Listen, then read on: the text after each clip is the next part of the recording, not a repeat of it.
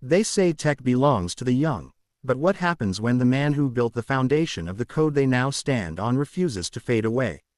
If you've ever felt forgotten, outdated, or overlooked, stay till the end. And if this story hits your heart, don't just scroll, subscribe, because stories like this are for the ones still fighting their silent battles. I'm a middle-aged developer, and my time to shine is setting. At least, that's what they whisper behind closed conference doors, what recruiters imply when they tell me I'm overqualified, or that my experience doesn't fit the culture. I used to laugh at those words when I was younger, thinking experience was a badge of honor, not a weight. But now, at 46, sitting in front of a glowing monitor at 2:17 a.m., with my teenage daughter's laughter fading down the hall and my eyes burning from another day of rejection emails, I feel the truth of that unspoken sentence. The world moves fast, and it doesn't wait for anyone. I started coding back when the internet still squealed through dial-up tones, when websites were static and JavaScript was a whisper of chaos. Back then, I was unstoppable, nights spent debugging until dawn, the hum of ambition louder than any sleep. I helped build startups that soared and others that sank, wrote systems that still quietly run in the background of companies that don't even know my name anymore. I wasn't a legend, but I mattered. And that was enough, until the world changed, and I didn't change fast enough with it. Frameworks came and went, the languages evolved, syntaxes modernized, paradigms shifted from imperative to reactive, and somewhere between all that noise, I got left behind. It wasn't for lack of trying. God knows I tried, but every time I learned one new framework, 10 more popped up like weeds.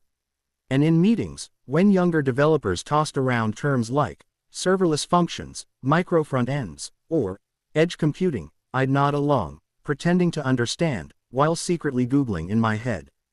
Pride can be a dangerous comfort. For years, it shielded me from admitting I was falling behind. Until the day I got laid off. It was supposed to be a regular Monday. I'd been with the company for 9 years, a small but steady software firm that built internal tools for banks. I'd trained half the people there, mentored them, helped them debug their messes when production caught fire. I thought loyalty still meant something. But when HR called me into the room, I already knew. The look on their faces said it all, a mix of discomfort and scripted empathy. Restructuring, they said, a shift toward modern tech stacks. You've been an incredible asset, they said, like a eulogy at a funeral. I packed my things quietly, the coffee mug with the faded, #1 dev print, the tiny plant my daughter gave me, and the small, dusty USB drive that had my life's work. Nobody even looked up as I left. Walking out of that building, I didn't feel angry. Just empty, like someone had erased my name from the source code of existence. For weeks, I woke up to nothing. No meetings, no code to review, no reason to open my laptop except to scroll through job portals filled with positions I was suddenly unqualified for. Must have 3+ years of experience with Next.js. Proficient in AI-driven development tools. Experience with blockchain integration. Each line felt like another door closing. But I couldn't quit. I had a mortgage, a daughter about to start college, and a wife who believed in me even when I didn't believe in myself. So I started over, slowly. I watched tutorials at night, read documentation like gospel, built tiny projects nobody would ever see. I learned React, TypeScript, and Node.js. I built clones of apps I admired just to understand how they worked. Every line of code felt like climbing a mountain barefoot, but I climbed anyway. Still, the interviews didn't come. Companies wanted young blood, fast minds, and cheap salaries. I was none of those. But then, one night, as I was reading an article about the rise of AI copilots in coding, something inside me sparked. If I couldn't outrun the change, maybe I could build something within it. So I started building an app, something personal, something meaningful. It was called Legacy, a platform for developers to store not just their code, but their journey, the lessons, the failures, the logic behind every decision. Because what I realized after all these years was that the future didn't need more code, it needed more understanding. Legacy was meant to be that bridge. I spent months working on it, often coding after dinner while my family slept. Every bug fixed was a tiny victory, every deploy felt like redemption. I poured everything I had into it. Not just skill, but memory, emotion, and the silent language of persistence. I didn't have investors or a team, just an old laptop and a heart that refused to quit. But one night, I hit a wall, not technical, emotional. The app crashed after a major update, wiping weeks of work. I sat there staring at the blank screen, feeling that old whisper again, "Your time to shine is setting." I could almost see my younger self across the room, shaking his head, disappointed. I closed the laptop, walked outside, and stood under the streetlight. The world was quiet, the night air cold. I thought about giving up. About selling the laptop, taking a simple job, and letting the dream fade.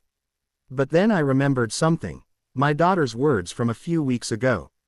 "Dad," she'd said, "you taught me that coding is about solving problems, not quitting when they show up." Those words replayed in my head like a mantra. So I went back inside, reopened the laptop, and started debugging. Line by line, error by error, until the app ran again. Smoother, faster, alive. And that night, for the first time in months, I smiled. Legacy was working. I posted about it on a small developer forum, not expecting much. But the next morning, my inbox exploded. Hundreds of developers from around the world resonated with it. "Man, this is what I needed," one wrote. "I thought I was the only one feeling left behind." Another said, "This gave me hope." The story of Legacy spread faster than I ever imagined. Tech blogs wrote about it. Older developers began sharing their experiences, creating profiles, uploading stories.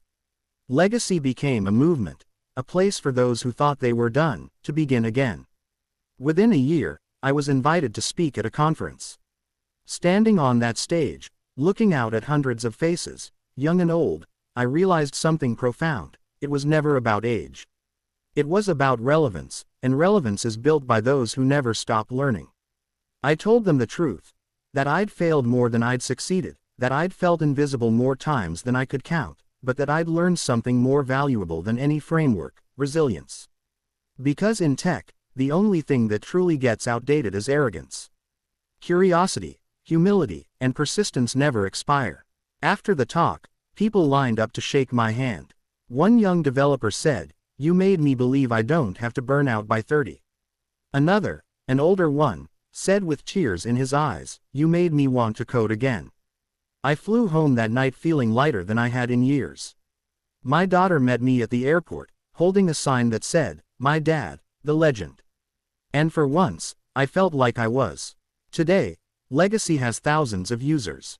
I don't make millions, but I've built something that matters, a place where experience has value again. I mentor young developers, collaborate with old ones, and remind everyone that coding isn't about keeping up, it's about showing up. Every single day, my hands ache sometimes, my eyesight isn't what it used to be, but when I type, I still feel that same rush I did 20 years ago, the spark of creation, the whisper of possibility. Maybe my time to shine is setting. But sunsets, I've learned, are just preludes to another dawn. And as long as there's code to write, stories to tell, and people to inspire, I'll keep typing. Because being a developer isn't about being the fastest or the youngest. It's about being the one who refuses to stop building, even when the world thinks you're done. And maybe, just maybe, that's how you shine forever. If this story touched your soul, if you've ever felt left behind, overlooked, or underestimated, don't let that spark die. Subscribe, share, and join the movement of creators who never gave up. Your experience isn't obsolete, it's your superpower. Keep learning, keep building, and remember, the code never forgets those who wrote it with heart. PC Fire.